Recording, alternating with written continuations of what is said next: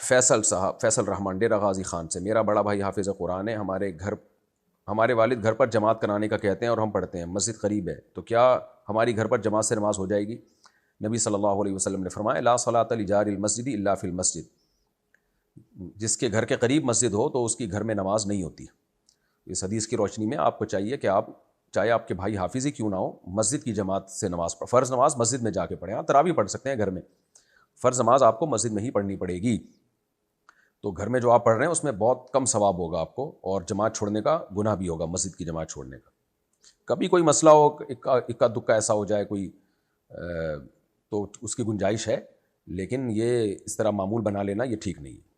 تو ہمیشہ مسجد میں ہی جماعت سے جا کے نماز پڑھا کریں۔ سرفراز صاحب کلکتہ سے، بڑی سورت کی کتنی آیات پڑھ کر رکوع میں جا سکتے ہیں؟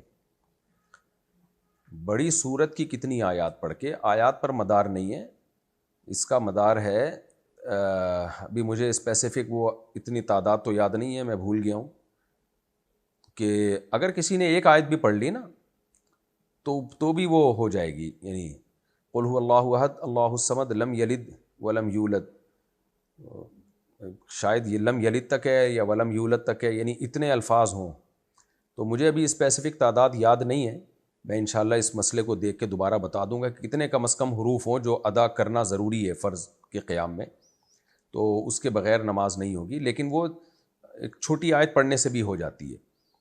یعنی ایک سینٹنس بھی پورا بن رہا ہو نا قرآن کی آیت کا تو وہ اس سے ہو جاتی ہے، لیکن اسپیسیفک حروف کتنے ہیں وہ میرے ذہن میں اس وقت نہیں ہے۔ تو بڑی سورت کی کتنی آیات، جو آپ کا اصل جو سوال ہے کہ کتنی آیات، تو بھئی ایک آیت بھی اگر لمبی ہے تو وہ پڑھ کے بھی آپ رکوع میں چلے جائیں تو نماز ادا ہو جائے گی، اگر لمبی آیت ہے۔ اور اگر آپ نے صرف اتنی سی آیت پڑھ لی کہ الحاقہ، بس رکوع میں چلے گئے، تو اس سے نماز نہیں ہوگی۔